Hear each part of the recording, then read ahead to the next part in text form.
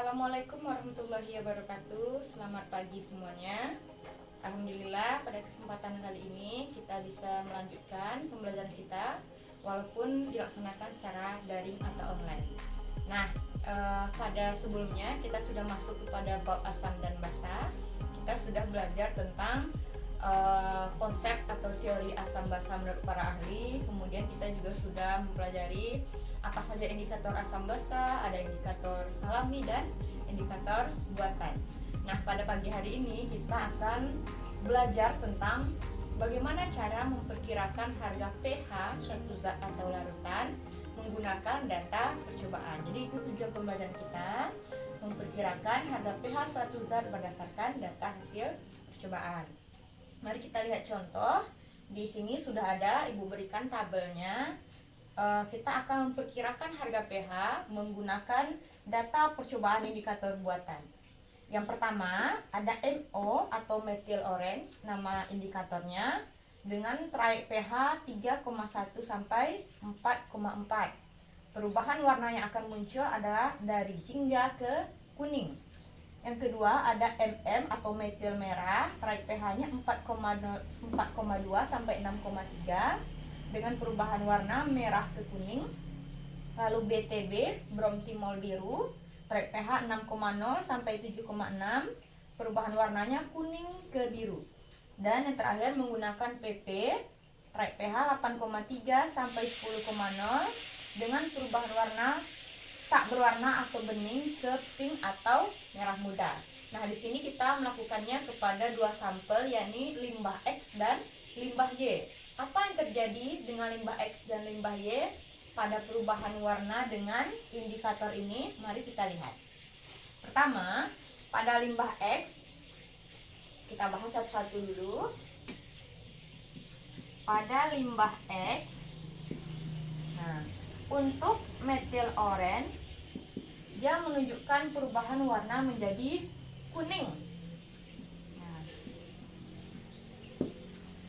Traik pH-nya 3,1 untuk jingga, artinya apabila dia berwarna jingga, pH-nya kecil dari 3,1.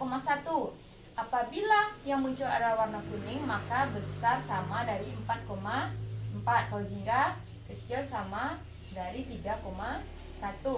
Nah, yang muncul warna kuning artinya perkiraan sementara adalah besar dari 4,4.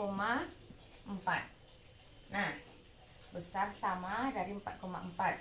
Kemudian pada MM, limbah X berubah menjadi jingga. Ini dia ya. Pada MM jingga. Jingga ada enggak di sini? Sini merah kuning. Dia muncul jingga. Artinya traik pH-nya adalah berada di antara 4,2 sampai 6,3. Maka kita tulis di sini 4,2 sampai 6,3. Nah, menggunakan BTB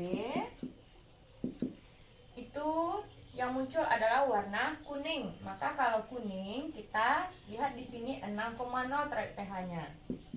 Kuning, maka kita tulis kecil sama dari 6,0. Lalu terakhir menggunakan PP, itu yang muncul adalah bening, artinya kecil sama dari 8,3. Bening kecil sama dari 8,3. Sampai di sini bisa dipahami bagaimana cara menuliskan perkiraan pH awal setiap indikator buatan ini. Silahkan dipahami dulu. Selanjutnya kita akan fokus ke limbah Y dulu. Nah, kita sudah bahas limbah X, sekarang kita akan memperkirakan limbah Y dulu. Mohon maaf karena papan tulis kita terbatas, jadi mungkin ada beberapa nantinya akan Ibu hapus dan dipindah. Kita fokus ke limbah Y.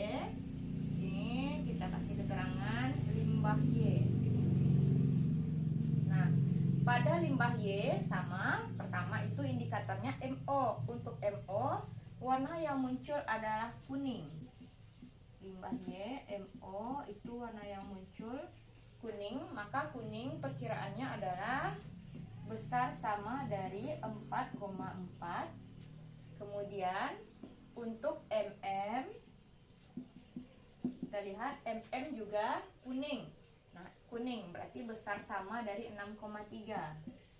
Kuning besar sama dari 6,3. Berikutnya ada biru untuk BTB. BTB itu yang muncul adalah warna biru. Nah, kalau biru artinya besar dari 7,6. Besar sama ya maksud Ibu. Kemudian yang terakhir adalah PP yang muncul bening. Bening berarti kecil atau sama dari 8,3. PP itu bening, besar kecil ya. Kecil sama dari 8,3. Baik, kita lanjutkan. Ibu sudah memindahkannya ke bagian atas.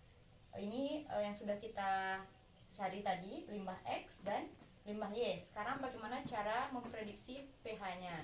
Nah, limbah X dan limbah Y harus kita cari satu-satu karena ini berbeda zatnya. Ini untuk zat X, ini untuk zat Y.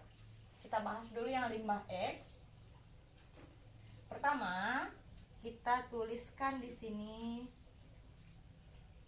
garisnya.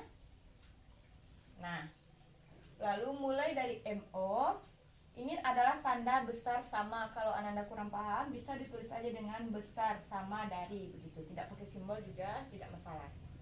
Kuning, kita tulis di sini 4,4. Kalau besar berarti tanda panah ke kanan, kalau kecil artinya tanda panah ke kiri. Karena dia besar sama dari 4, maka kita tarik garis, kita kasih tanda ke kanan karena besar ya, dari 4,4. Besar atau sama dengan 4,4. Yang kedua ada jingga 4,2 sampai 6,3. Nah, ini tidak ada besar dari atau kecil dari, maka di antara 4,2 sampai 6,3. Ini 4,4. Yang lebih kecilnya mana? Di sini berarti ya. Ini 4,2. Kemudian 6,3 kita perkirakan saja, anggap saja di sini 6,3. Nah, karena dia di antara, maka tandanya kita buat seperti ini. Artinya daerah ini adalah antara 4,2 sampai 6,3. Kemudian BKB kuning kecil dari 6,0. Nah, 6,0 kira-kira di mana? Ini 6,3. Maka semakin kiri makin kecil. 6,0 berarti sebelah kiri 6,3. Anggap saja di sini. Kita tarik ke atas, maka panahnya kiri atau kanan? Karena kecil berarti menghadap ke kiri. Kemudian bening kecil sama dari 8,3. Ini 6. 8 mana lebih besar daripada 6? Lebih besar 8. Maka 8 di sebelah kanan angka 6. Anggap saja di sini. Kemudian kita tarik garis dulu. Nah, dia kecil berarti menghadap ke kiri tanda panahnya. Oke, Ibu ulangi. Yang pertama kuning besar dari 4,4. Ini 4,4. Kita tarik garis karena besar panahnya ke kanan. Kemudian jingga 4,2 sampai 6,3. Tidak besar, tidak kecil, antara. Maka kita tulis 4,2 di sini, 6,0 di sini. 6,3 maaf, kemudian kita tarik garis seperti ini. Nah, lalu BTB kecil 6,0. Ini 6,0, kita tarik garis karena kecil berarti menghadap ke kiri panahnya. Lalu PP bening 8,3, karena kecil kita tarik ke kiri. Nah, bagaimana cara menentukan pH? Kita lihat daerah yang paling menjadi batas antara yang paling besar dengan yang paling kecil. Mana kira-kira ruang atau daerah yang paling dekat antara besar dan kecil tersebut? Nah, kita lihat di sini tanda panah ke kiri dulu. Yang paling mengarah ke kiri adalah 6,0 dengan 8,3. Mana yang paling kecil? Kecil 6,0. Berarti kita pakai yang ini.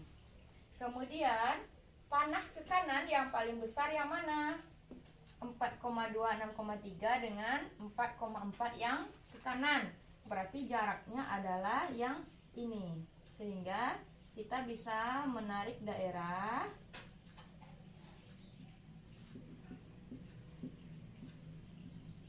arsir, maka jarak terdekat bisa menjadi perkiraan pH.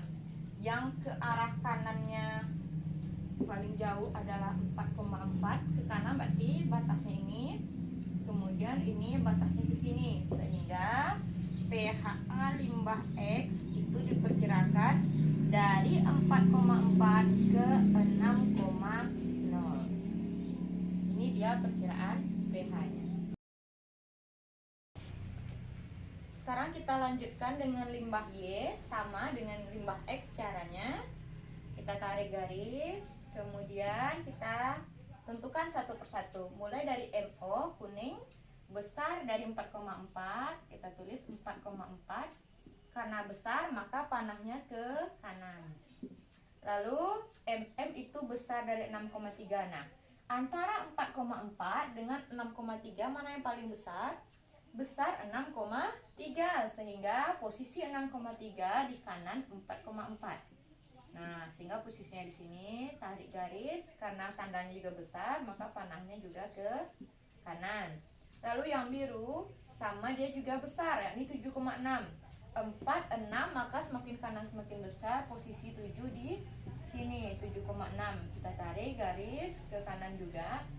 Lalu ada 8,3. 4, 6, 7, maka kita anggap di sini 8.